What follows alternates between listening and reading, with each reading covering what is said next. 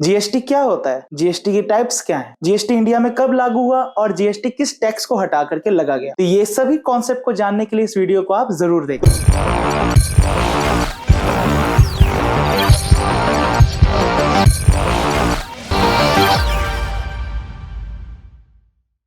तो hey guys, this is Amit और शुरू करते हैं आज के इस वीडियो सेशन। अगर मैं बात करूं जीएसटी, तो ये जीएसटी वर्ड से हमें क्या समझ में आता है। तो जैसा कि जीएसटी का जो पूरा टर्म है वो है आपका गुड्स एंड सर्विस टैक्स। आखिर एक गुड्स क्या होता है? गुड्स एक फिजिकल आइटम होता है जिसे हम देख सकते हैं या छू सकते हैं, और सर्विसेज यानी कि आपकी सेवाएं जिसे हम देख या छू नहीं सकते, पर ये एक तरह की सर्विस हमें प्रोवाइड होती है। तो इन्हीं गुड्स और सर्विस पे जो टैक्स लगता है उसी को हम कहते हैं जीएसटी। तो हम यहाँ पर इन्हीं कॉन्सेप्ट को हम समझेंगे। तो इंडिया में ये 1 जुलाई 2017 को इंट्रोड्यूस हुआ। अब ये किन टैक्सेस पे लगना आपका शुरू हुआ? जैसा कि हम जानते हैं कि हमारे पास दो टाइप के टैक्स होते हैं, एक होता है हमारा डायरेक्ट टैक्स, वही होता है हमारा दूसरा इनडायरेक्ट टैक्स। तो जो हमारा जीएसटी है वो आपके इनडायरेक्ट टैक्स पे लगता है, यानी कि पहले हमारे पास जैसे कस्टम ड्यूटी हो गया, VAT, service tax, entertainment tax, excise duty etcetera, ये सब जो हमारे इनडायरेक्ट टैक्सेस हुआ करते थे, इन्हीं टैक्सेस को रिप्लेस करके हमारा आ गया जीएसटी। यानी कि इन शॉर्ट हम कह सकते हैं जीएसटी का फुल फॉर्म है आपका goods and service tax. Introduce हुआ आपके इंडिया में 1 जुलाई 2017 को, और ये आपके इनडायरेक्ट टैक्सेस पर लगता है। चलिए ये जानते हैं कि इंडिया में जब जीएसटी नहीं था तो किन स्टेजेस से हमारे प्रोडक्ट आते थे। चलिए एक एग्जांपल से समझते हैं। एक सिनेरियो हम लेंगे जीएसटी के आने से पहले, और वहीं दूसरी तरफ हम बात करेंगे जीएसटी के आने के बाद। तो अगर हम बात करें कि कोई भी प्रोडक्ट यानी कि स्टार्ट होने से लेके एंड पॉइंट तक किन किन फेज से गुजरता है। पहला होता है आपका प्रोड्यूसर लेवल, जहां पे आपके मैन्युफैक्चरिंग होते हैं, फिर वो पास होता है आपके होलसेलर के पास, after then retailer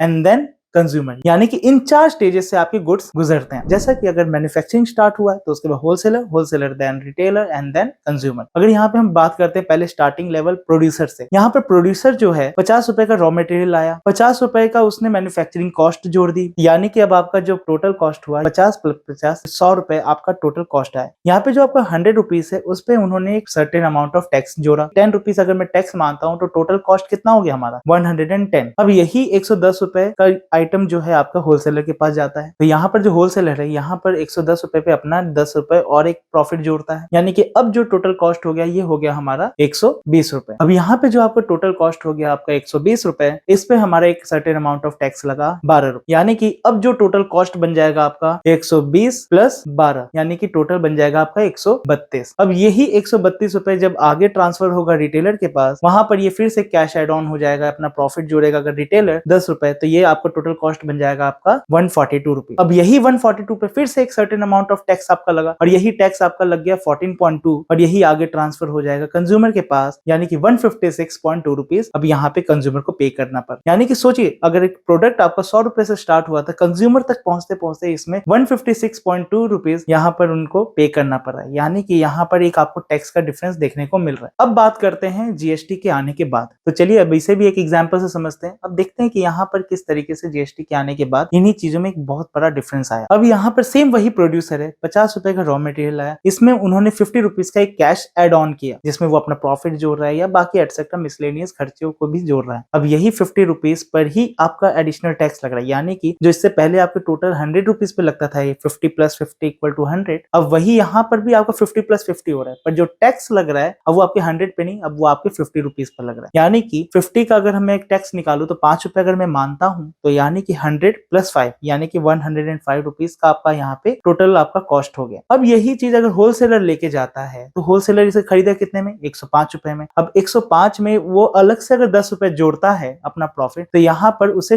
10 rupees per ही जो कैश एड ऑन कर रहा है उसी पर ही टैक्स देना है, यानी कि जो 10 रुपए यहाँ पे जुड़ा उसी पर वो एक टैक्स देगा, यानी कि 1 रुपए का टैक्स हुआ। अब यही टोटल आइटम जो है आपका 105 प्लस 10 और 1 रुपए आपका टैक्स, यानी कि हो गया आपका 116 रुपए, यानी कि 116 जो रुपीज है अब यही आपका ट्रांसफर हो जाएगा रिटेलर के पास। अब रिटेलर ने भी इसमें एक तरीके से फिर से क्या एड ऑन किया, 10 रुपए मान लेते हैं, इसमें अपना प्रॉफिट ऐड किया। अब यही 10 रुपए में फिर से 1 रुपए का आपका टैक्स लगा, यानी कि जो अब आपका टोटल कॉस्ट होगा 116 प्लस 10 प्लस 1 127। तो यहाँ पर जब एक कंज्यूमर अगर प्रोडक्ट को खरीदता है तो उसको पे करना होगा सिर्फ 127, यानी कि अब आप देख सकते हैं कि जिस तरीके से अगर जीएसटी के आने से पहले हमें 156.2 रुपीज देना पड़ता था, वहीं जीएसटी के आने के बाद हम यहाँ पे कर रहे हैं ₹127। तो जैसा कि आप यहाँ पे देख सकते हैं कि एक तरीके का कितना बड़ा डिफरेंस आपको देखने को मिल रहा है जीएसटी के आने के बाद। तो ये तो बात होगी हमारी जीएसटी की कि किस तरीके से जीएसटी हमारे इंडिया में आया। अब हम बात करते हैं कि जीएसटी कितने टाइप्स के होते हैं। अगर मैं यहाँ पे बात करूं कि हमारे पास कितने टाइप के टैक्सेस है, तो वो हमारे पास है 4 टाइप के टैक्सेस, जिसमें से पहला है हमारा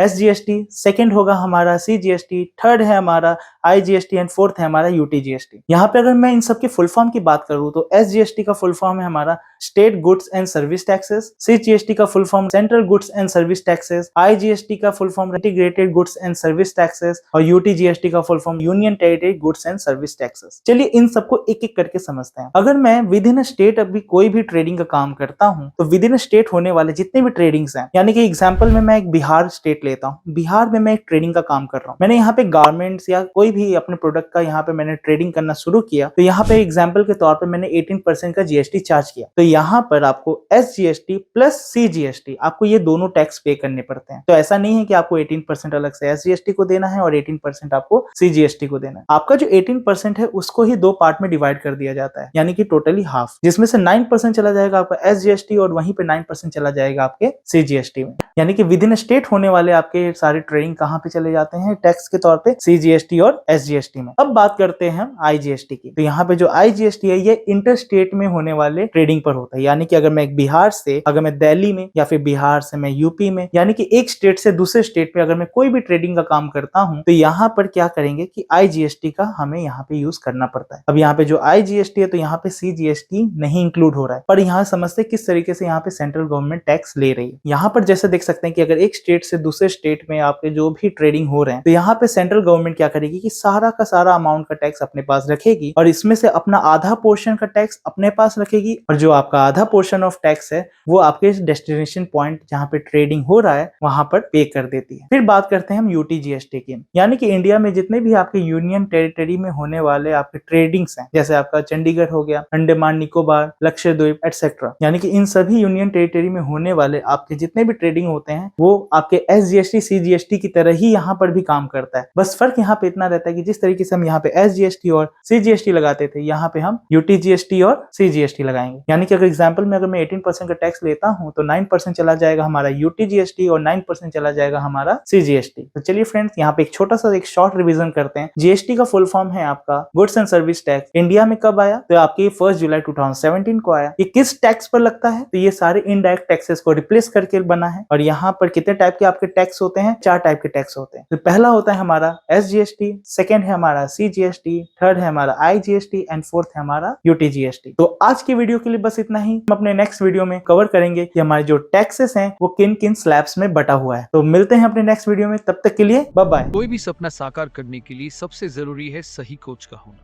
चुनिए बघेल इंस्टीट्यूट को और करें अपने skill oriented CS and IT courses का सपना साकार। Download the app now.